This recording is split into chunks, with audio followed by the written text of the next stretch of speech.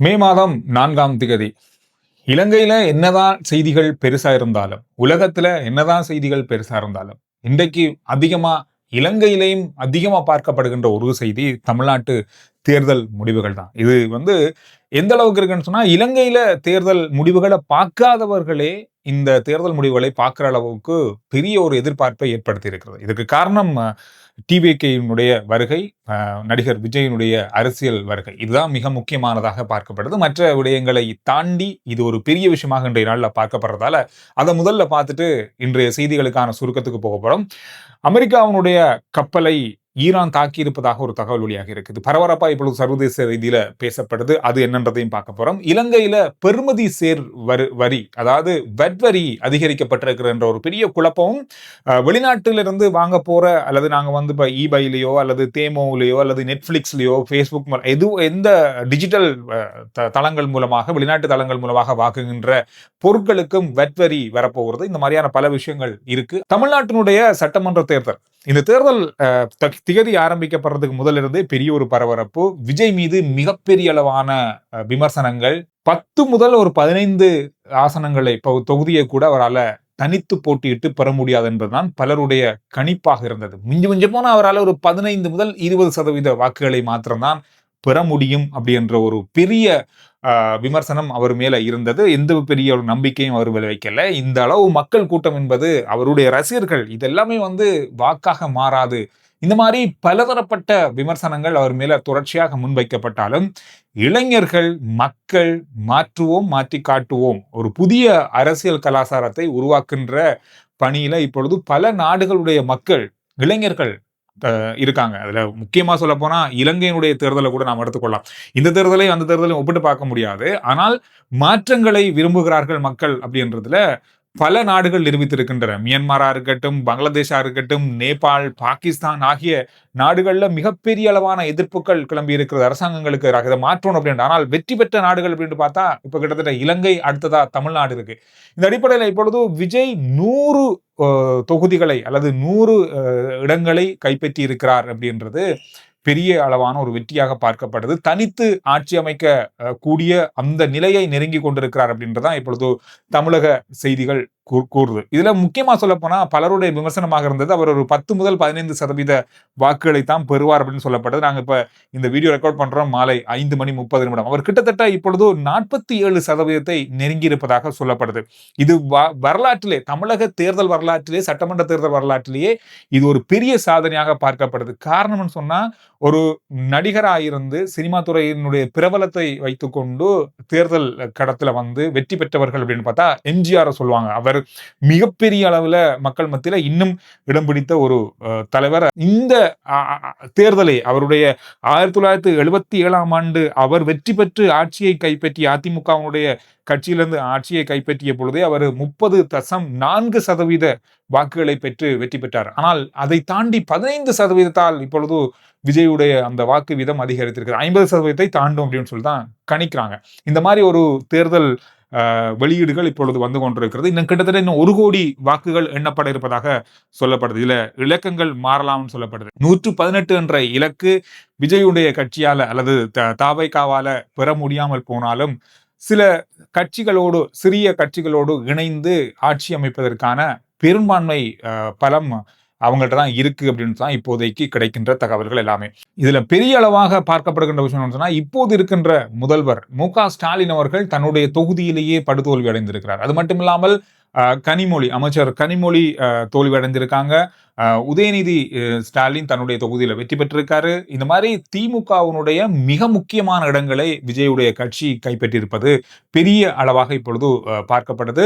சென்னையினுடைய பல பகுதிகளை, கிட்டத்தட்ட 80% பகுதிகளை அவங்க தான் கைப்பற்றி இருக்காங்கன்னு சொல்லப்படுது. இதுல இன்னும் ஒரு பெரிய விடயம் இருக்கு அப்படின்னு சொன்னா, அதிமுக தன்னுடைய 2021ஆம் ஆண்டு தேர்தலில் பெறப்பட்ட அந்த அளவான வாக்குகளையே தொடர்ச்சியாக வச்சிருக்காங்க. அவங்களுடைய வாக்கு வங்கியில பெரிய அளவாக மாற்றம் வரல அப்படின்றது பெரிய ஒரு ஆச்சரியமாக தொடர்ந்து பார்க்கப்பட்டது. இந்திய ஊடகங்கள்ல பேசப்படுற விஷயம், இந்த தேர்தலில் இப்போது இருக்கின்ற ஆட்சியில் இருக்கின்ற கட்சி அல்லது டிஎம்கே தோல்வியின் முக்கியமான காரணங்கள் என்ன அப்படின்றத பற்றி பேசப்பட்டது. இதுல பெரிய அளவாக அதிகமா மக்கள் வெறுத்த காரணம் ஊழல், போதைப்பொருள். சர்வசாதாரணமாக போதைப்பொருள் கிடைக்கின்ற ஒரு இடமாக மாறிக்கொண்டிருக்கிறது. அது மட்டும் இல்லாமல் பாதுகாப்பு பிரச்சனை இந்த மாதிரியான பலதரப்பட்ட சிக்கல்களால இந்த தேர்தலை மக்கள் ஒரு மிகப்பெரிய ஒரு ஆயுதமாக பயன்படுத்தி தங்களுக்கான மாற்றத்தை தேடி இருக்கிறார்கள்.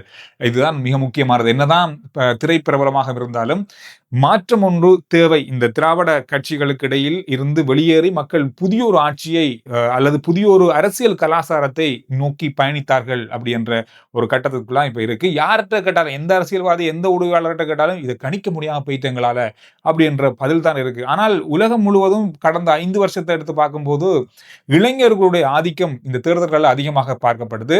அவங்களுடைய ஆதிக்கத்தால பல ஆட்சி மாற்றங்கள் நிகழ்ந்திருக்கு. அதுவும் தமிழ்நாட்டு மக்கள் மத்தியிலையும் இந்த மாற்றம் ஏற்பட்டிருக்கு என்பது சாதித்து காட்டியிருக்கிறார்கள் தமிழக மக்கள் அப்படின்ற தலைப்புகளோட இப்பொழுது சர்வதேச ரீதியில ஊடகங்கள் செய்திகளை வெளியிட ஆரம்பித்திருக்காங்க. இந்த அரசியல் என்பது இலங்கை அரசியல் போல இல்ல, இது பெரிய கடல் மாதிரியான ஒரு அரசியல். மேலோட்டமா நாங்க பார்க்கும்போது இருக்கிற விஷயங்களை மட்டும்தான் பகிர்ந்திருந்தோம். உங்களுடைய கருத்துக்களை நீங்க பதிவிடுங்க இந்த வீடியோவுக்கு கீழே. ஜூலை 1ஆம் தேதியிலிருந்து வெட் அதிகரிக்கப்பட்டிருக்கிறது. இதுதான் இப்ப அதிகமா பேசப்படுற ஒரு விஷயம். இதுல வெட் அதிகரிக்கப்பட்டிருக்கிறது அப்படின்னு சொல்லி செய்திகள் வந்தாலும் அரசாங்கம் சொல்லியிருக்காங்க, நாங்க வெட் அதிகரிக்கல, எஸ்எஸ்சிஎல் வரியையும் சேர்த்து தான் உண்டாக்கியிருக்கோம் ஒழிய அதிகரிக்கலன்னு சொல்றாங்க. இதோட இன்னும் ஒரு முக்கியமான விஷயம் அமலுக்கு வருது. நாங்க இனி ஆன்லைன்ல வாங்க போற பொருட்களுக்கும் வெட் செலுத்த போறோம். இது ஒரு முக்கியமான விஷயமாக இருக்கு. இவ்வளவு நாளும் 60 மில்லியனுக்கு மேல வியாபாரம் செய்யற வியாபார நிறுவனங்கள் தான் வெட் அரசாங்கத்துக்கு செலுத்தினாங்க. இது இப்ப 36 மில்லியனாக குறைக்கப்பட்டிருக்கு. இந்த மாதிரி ஒரு விடயத்தை இப்ப அமுலுக்குள்ள கொண்டு வந்திருக்காங்க ஜூலை 1ஆம் தேதியிலிருந்து. இப்ப இதுல உள்ள பெரிய கேள்வி என்னன்னு சொன்னா, இந்த வெட் இப்ப 18% இருக்கு. இப்ப வெட் ஏற்கனவே நாம செலுத்தித்தான் ஒரு பொருளை வாங்குறோம். தெரிஞ்சோ தெரியாமலோ நாம கொடுக்கிற விலையோட இந்த 18% சேர்த்து தான் நம்ம கிட்ட எடுக்கிறாங்க, தனியா காட்டாட்டியும் கூட. இந்த வரியை தான் இப்பொழுது 20.5% உயர்த்திருக்காங்க. அரசாங்கம் இதுக்கு என்ன சொல்றாங்கன்னா, நாங்க வெட்டை உயர்த்தல, 18% தான் இருக்க போகுது. இந்த எஸ்எஸ்சிஎல் சொல்லுகின்ற சமூக பாதுகாப்பு வரி இருக்கு தான் 2.5%. நீங்க இதை எங்க பார்க்கலாம்னு சொன்னா உங்களுடைய டெலிபோன் பில்ல பார்க்கலாம். வெட் 18%, எஸ்எஸ்சிஎல் அப்படின்னு சொல்லி 2.5% போட்டிருப்பாங்க. இதை என்ன செய்யறாங்கன்னா, இந்த 2.5% இந்த 18% கூட்டி 20.5 மாத்துறாங்க. இனி இந்த எஸ்எஸ்சிஎல் சமூக பாதுகாப்பு வரி இருக்காது. இதுதான் அரசாங்கம் சொல்றாங்க. நாங்க வெட் அதிகரிக்கல, இந்த எஸ்எஸ்சிஎல் இதோட சேர்த்திருக்கோம் அப்படின்னு தான் சொல்றாங்க. இத பிழையான முறையில வெட் அதிகரிக்கப்பட்டிருக்கு, பொருட்களின் விலை இனி அதிகரிக்கும் அப்படின்னு மாதிரி பிழையான தகவல்கள் இப்பொழுது பரப்பப்படுதுன்னு சொல்லி அரசாங்கம் ஒரு விளக்கத்தை கொடுத்திருக்காங்க. ஆனால் நிறைய இடங்கள்ல சொல்லப்படுற விஷயம் சொன்னா, வெட் அதிகரிக்கப்படாவிட்டாலும் கூட பொருட்களுடைய விலைகள் அதிகரிக்க வாய்ப்பு இருக்கு. எங்க அப்படின்னு சொன்னா, இப்ப இருக்கிற வியாபார நிறுவனங்கள் அல்லது கடைகளுக்கு இதுவரை காலமும் 60 மில்லியனுக்கு அதிகமான வியாபாரம் செய்கின்ற நிறுவனங்களுக்கு, கடைகளுக்கு தான் வெட் அறவிடப்பட்டது. வெட் கட்டணும். இனி 36 மில்லியனுக்கு மேல வியாபாரம் செய்யற நிறுவனங்கள், கடைகள் வெட் கட்டணும். இவங்க இதை காட்டி பொருட்களுடைய விலையை அதிகரிப்பாங்க அப்படின்னு சொல்லி சொல்லப்படுது. நாம ஒரு கேள்வி கேட்கலாம், வாடிக்கையாளர்கள் ஒரு கேள்வி கேட்கலாம், நீங்க 60 மில்லியனுக்கு மேல கட்டினான்னு, 36 மில்லியனுக்கு மேல கட்டினான்னு எல்லாத்துக்குமே எங்கள்கிட்ட இருந்து நீங்க வரிய எடுத்து தானே பொருட்களை தாரீங்க, அதெல்லாம் சேர்த்து தானே எங்கள்கிட்ட வாங்குறீங்க அப்படின்னு சொல்லி கேட்கலாம். அது உண்மைதான். ஆனா இதுல ஒரு பெரிய குழப்பம் இருக்கு. அது என்ன அப்படின்றது நம்மளால தீர்க்க இயலாது. நம்ம எந்த பொருளை வாங்கினாலும் அவங்க வரி கட்டுறாங்களோ, வெட் கட்டுறாங்களோ இல்லையோ, நாம கொடுத்துதான் வாங்குறோம். இனி அரசாங்கம் சொன்னா இந்த மாதிரி ஒரு பிரச்சனைக்காக தான் இப்பொழுது 36 மில்லியனுக்குள்ள அதை கொண்டு வந்திருக்காங்க. இதனால பலதரப்பட்ட வியாபார நிறுவனங்கள், சிறிய ரக வியாபாரிகள் எல்லாருமே வெட் பெறுமதி சேர் வரி கட்ட வேண்டி வரும் அரசாங்கத்துக்கு. இதோடு சேர்த்து இன்னும் ஒரு பெரிய குழப்பம் ஒன்று ஏற்பட போகுது வருகின்ற ஜூலை 1ஆம் தேதியிலிருந்து. என்ன அப்படின்னு சொன்னா, நாம இப்ப வெளிநாடுகள்ல இருந்து இப்ப தேமோவிலையோ அல்லது ஈபைலையோ நெட்ஃபிளிக்ஸ் பார்க்குறோம், ஃபேஸ்புக், யூடியூப் இந்த மாதிரி டிஜிட்டல் தளங்கள், இப்போ booking.comல ஹோட்டல்களை புக் பண்றோம். இந்த மாதிரி வெளிநாட்டு டிஜிட்டல் சேவைகள் வழங்குகின்ற நிறுவனங்கள்ட்ட இருந்து பெறப்படுகின்ற சேவைகளுக்கும் வெட் அறவிடப்பட போகுது. அதுவும் 20% வெட் போது இப்ப இருக்கிற அதே பெறுமதி தான் இருக்க போகுது. 20.5% இருக்க போகுது. இதனால நாங்க வெளிநாட்டுல இருந்து ஆர்டர் பண்ணி வாங்குற பொருட்களுக்கான விலை அதிகரிக்கும். அதுல இந்த மாற்றம் இல்லை. இப்ப அந்த வெட் எடுக்காதாலதான் நமக்கு பெரிய அளவான விலைகள் இல்லாம இருக்கு. இனி அது அதிகரிக்கும். இந்த நடைமுறை வருகின்ற ஜூலை 1ஆம் தேதியிலிருந்து நம்மளுக்குள்ள வரப்போகுது. இதுல இன்னும் ஒரு முக்கியமான விஷயம் சொல்லியிருக்காங்க. இந்த வெட் செலுத்தாத வியாபாரிகள், நிறுவனங்களுக்கு எதிராக கடுமையான சட்ட நடவடிக்கை எடுக்கப்படும். இது சரியான முறையில செய்யல கட்டலன்னு சொல்லி உறுதிப்படுத்தப்பட்டா 1 மில்லியனுக்கு மேல அபராதம், 6 மாத கால சிறை தண்டனை கூட வழங்கப்படும் அப்படின்னு மாதிரி சொல்லப்பட்டிருக்கு. இப்பொழுது ஒரு பெரிய கலவரம் ஒன்று ஹூமூஸ் கால்வாயில நடந்திருக்கிறது. நேற்று அமெரிக்கா உத்தியோகபூர்வமா அறிவிச்சாங்கன்னு சொன்னா, இன்றைக்கு திங்கட்கிழமை முதல் ஹூமூஸ் கால்வாயால கப்பல்கள் பயணிப்பதற்கு சுதந்திரமான பயணத்திற்கான அனுமதியை அல்லது அதற்கான ஏற்பாடை செய்ய போகிறது அமெரிக்கான்னு குறிப்பிட்டிருந்தாங்க. இதுக்கிணங்க அமெரிக்காவுடைய தடுப்பு கப்பல்கள், போர்க்கப்பல்கள் ஹூமூஸ் கால்வாயை இப்பொழுது பாதுகாத்துக் கொண்டிருக்காங்க. எந்த கப்பல் வேணாலும் போங்க, நாங்க அதை பாதுகாக்கிறோம்னு சொன்னாங்க. ஆனால் இன்றைய நாள்ல எந்த விதமான கப்பல்களும் அதனால பயணித்த மாதிரி பார்க்க தெரியல. அந்த கப்பல் வழித்தடங்கள்ல இருந்து எந்த விதமான தரவுகளும் கிடைக்கல அப்படின்னு தான் சர்வதேச ஊடகங்கள்ல செய்திகளை பார்க்க கிடைத்தது. இந்த நேரத்தில் அமெரிக்காவுடைய ஒரு போர்க்கப்பல் அல்லது அமெரிக்க கப்பல் ஒன்று ஹோர்முஸ் கால்வாய்க்குள் நுழைய முற்பட்ட பொழுது அதை எச்சரிக்கையோடு தடுத்திருக்கிறார்கள் ஈரானிய இராணுவத்தினர். இது உள்நுழைய வேண்டாம் என்ற முன்னெச்சரிக்கைகள் அந்த கப்பலுக்கு வழங்கப்பட்டதாக சொல்லப்பட்டாலும் அந்த கப்பல் அத்துமீறி ஈரானுடைய துறைமுகங்களை நோக்கி பயணித்ததாக சொல்லப்படுது. துறைமுகங்களுக்கு அருகில் வைத்து அல்ல துறைமுகத்துக்கு அருகில் வைத்து 2 ஏவுகணைகள் மூலம் இந்த கப்பல் தாக்கப்பட்டதாக ஈரானிய இராணுவம் உத்தியோகபூர்வமாக அறிவிச்சிருக்காங்க.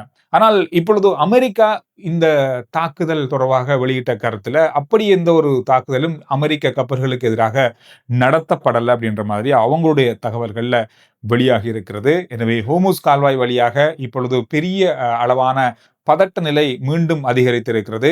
இப்பொழுது போர் நிறுத்தம் நிறைவுக்குள் வந்திருக்கிறதா இந்த தாக்குதல் மூலமாக அப்படின்ற பெரிய கேள்வி இப்பொழுது எழுந்திருக்கிறது. அமெரிக்காவுடைய பக்கமாக உத்தியோகபூர்வமா அல்லது ஜனாதிபதி டொனால்ட் ட்ரம்ப் அவர்களுடைய பக்கமாக வருகின்ற தகவல்களை வைத்துக் கொண்டுதான் அடுத்ததாக தீர்மானிக்க முடியும் என்று சொல்லப்படுது. நேற்று இரவு ஈரான் கொடுத்த முன்மொழிவை அமெரிக்கா ஒரு சில விஷயங்கள்ல ஏற்றுக்கொண்டாங்க. அது தொடர்பாக தெஹ்ரானுக்கு பல தகவல்கள் அனுப்பப்பட்டிருக்கு.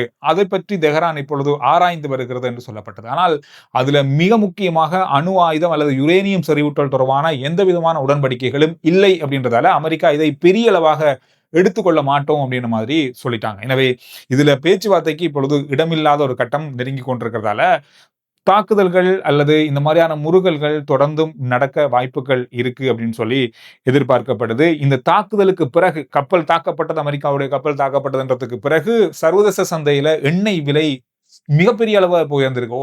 $109 இருந்தது, இப்போது $112 தாண்டி இருக்கிறது. இதன் காரணமாகத்தான் நேற்று அமெரிக்கா இந்த முடிவு எடுத்தாங்க. இந்த பாதையை திறந்து தங்களுடைய கட்டுப்பாட்டுக்குள்ள கப்பல்களை வெளியில் அனுப்புறதுக்கு தான் இந்த முடிவு எடுத்தாங்க. ஆனால் அதை முற்றுமுழுதாக ஈரான் இப்பொழுது தடுத்திருக்கிறது. ஆர்ஜே சந்துரு ரிப்போர்ட் வாட்ஸ்அப்பினுடைய லிங்க் முதல் கமெண்ட்ஸ்லையும் டிஸ்கிரிப்ஷனும் இருக்கு. ஃபாலோ பண்ணி வைங்க. சுருக்கமான விரைவான செய்திகளை நீங்க அதில் அறிந்து கொள்ளலாம்.